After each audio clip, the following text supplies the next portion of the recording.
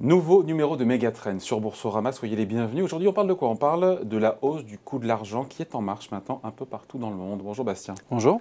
Et la question qu'on se pose, elle va s'afficher, c'est voilà, l'argent pas cher est-il définitivement derrière nous? On se pose la question parce qu'on vit peut-être l'histoire, on a des deux côtés de l'Atlantique des taux d'intérêt qui remontent rapidement avec cette flambée de l'inflation.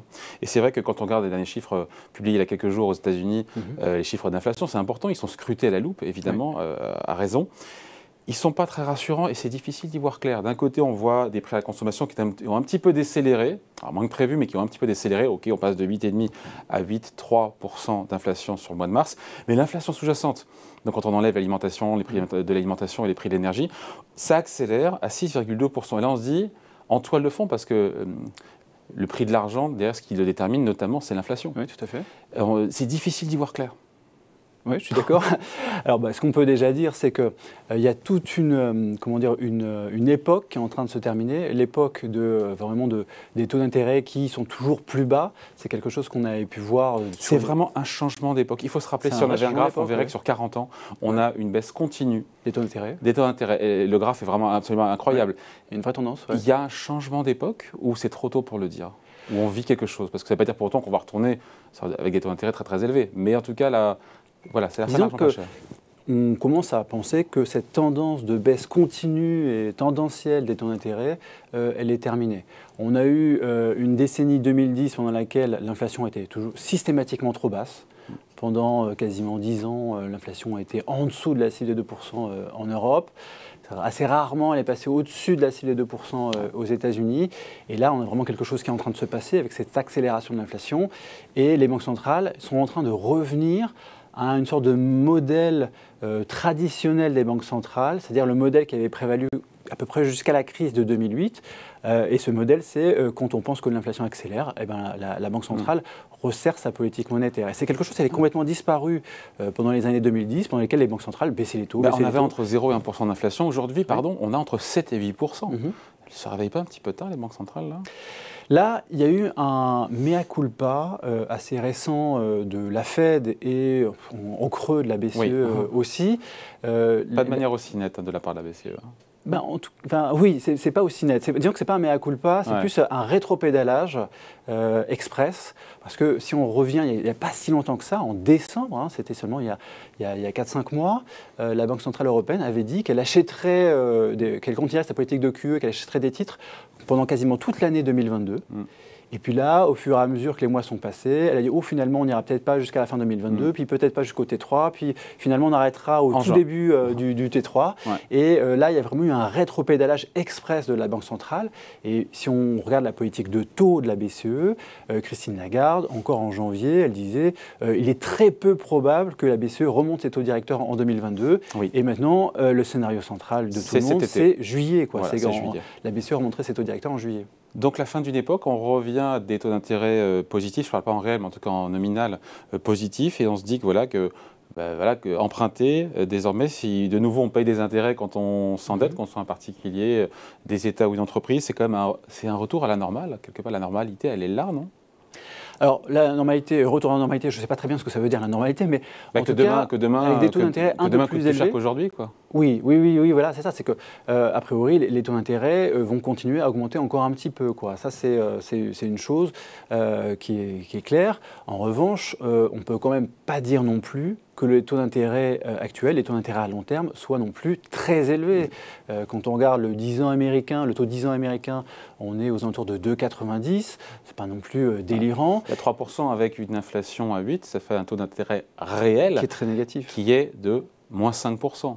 Oui, quand on retranche... Qu'est-ce qui est important pour l'économie d'ailleurs? De regarder le taux facial, donc le 10 ans américain sur lequel est indexé d'ailleurs beaucoup de choses, beaucoup de crédits aux entreprises ou aux particuliers, ou regarder le taux d'intérêt défalqué de l'inflation? Mais il faut regarder les deux en fait, parce que ça dépend ce qu'on veut dire. Mais parce que, quand on parle d'inflation, il faut regarder l'évolution nominale, quoi. En revanche, quand on veut regarder la stimulation de l'économie, là on peut plutôt regarder des choses réelles. Est-ce que... Et c'est bon pour l'économie d'avoir des taux d'intérêt réels négatifs? C'est quelque chose qui stimule l'économie. Avoir des taux d'intérêt réels négatifs, c'est plutôt quelque chose qui stimule l'économie.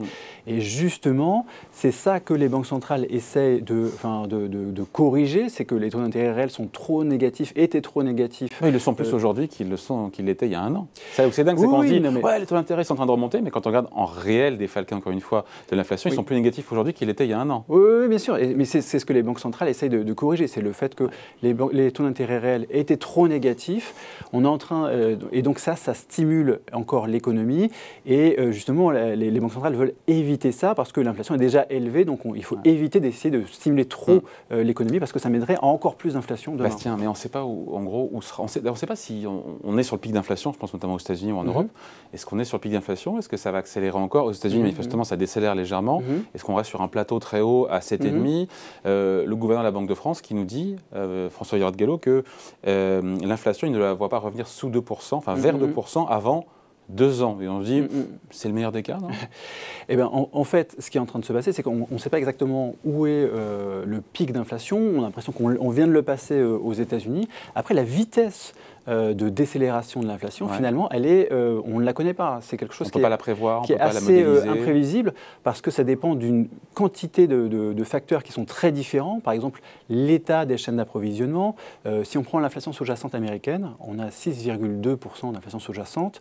Il y a plus de 2% qui provient juste des voitures. C'est quelque chose qui est tout à fait inhabituel. Des voitures, c'est-à-dire le prix des voitures. Le fait que le prix des voitures est très fortement augmenté. Voitures neuves d'occasion, les deux? Il y a les deux. Ouais. En fait, quand on regarde l'ensemble des deux, eh bien, la composante voiture, c'est aujourd'hui 2 points sur les 6,2% d'inflation sous-jacente aux États-Unis. Et on commence à le voir aussi dans les indices d'inflation européens, le fait que le prix des voitures est assez fortement augmenté. Et ça, finalement, on a assez peu de visibilité sur la décrue du prix des voitures ou le fait que le prix des voitures se stabilise, parce que ça dépend particulièrement des chaînes d'approvisionnement et notamment des chaînes d'approvisionnement pour les semi-conducteurs. Et c'est quelque chose sur lequel on a assez peu de visibilité. Ça, c'est un facteur. On pourrait considérer un autre facteur qui est le prix de l'énergie. Est-ce qu'on va avoir un prix de l'essence qui continue à progresser ou pas? Ça dépend de la guerre en Ukraine, évidemment. Exactement, ça dépend notamment de la guerre en Ukraine, mais aussi d'autres facteurs. Est-ce que l'OPEP est capable de produire encore plus de pétrole brut? Ça dépend d'une quantité. Et puis il y a aussi la transition énergétique. Et donc en fait, on a une quantité de facteurs qui viennent avoir une influence sur l'inflation qui fait que finalement cette inflation, elle est relativement imprévisible. Bon. Et donc, à la question, est-ce que l'argent pas cher est définitivement derrière nous? Le sujet, c'est que donc, le mouvement, on l'a dit, sur les taux s'est inversé. Après, ça ne veut pas dire pour autant qu'on va retourner vers des niveaux stratosphériques en matière de taux d'intérêt. Ou est-ce qu'on ne sait pas? Ça dépend aussi de l'inflation. Si elle devait rester au-delà de 4-5% sur les prochaines années, je ne suis pas convaincu que les banques centrales n'en feraient pas plus. Alors, le premier Elles ont un mandat, c'est 2% quand même. Il faut mesurer l'écart, la distance avec l'objectif. Le premier élément, c'est qu'on peut dire que l'inflation, sur l'accélération de l'inflation, il y a deux choses. Il y a une partie qui provient de la demande, il y a une partie qui provient d'une sorte de choc d'offres. On vient d'en parler avec les chaînes d'approvisionnement. Pour les chaînes d'approvisionnement, les banques centrales, elles ne peuvent rien faire.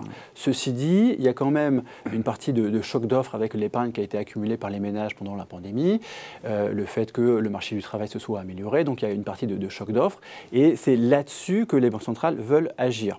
Maintenant, quelle est la cible finalement? Il y a une sorte de concept au sein des banques centrales, qui est un concept un peu flou, qui est le concept des taux neutres, qui est le taux d'intérêt pour lequel les banques centrales ne stimulent plus l'économie, elles ne sont pas restrictives, elles ne sont pas accommodantes. Elles ne pénalisent pas, ne stimulent pas. Exactement. Et ça s'appelle le taux neutre, le concept de taux neutre. Il y a autant de taux neutres qu'il y a d'économistes. Mais on ne sait pas exactement où il est. Mais ce que les banques centrales ont expliqué récemment, que ce soit la BCE ou la Fed, c'est que l'objectif, c'est d'aller au taux neutre. Après, on verra. On verra ça plus tard dans l'année. Mais en tout cas, l'objectif premier, c'est de revenir au taux neutre. Et pour la Fed, on dit généralement que c'est 2,5. Jérôme Powell, récemment, il a dit que c'était entre 2 et 3%. Donc, il n'y a rien de dramatique par rapport à cette question de l'argent pas cher qui est derrière nous. Donc, c'est une remontée des taux, mais qui n'est pas non plus, qui ne va pas se faire sur des niveaux stratosphériques non plus pour le moment. Parce que ça pourrait, casser, encore une fois, la croissance, activité qui ralentit fortement.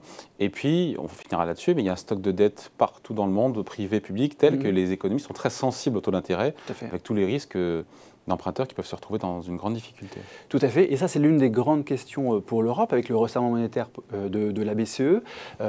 Resserrement n'a pas compté, on a compris que c'était graduel. Oui, on regarde la normalisation, la normalisation de la politique de la BCE.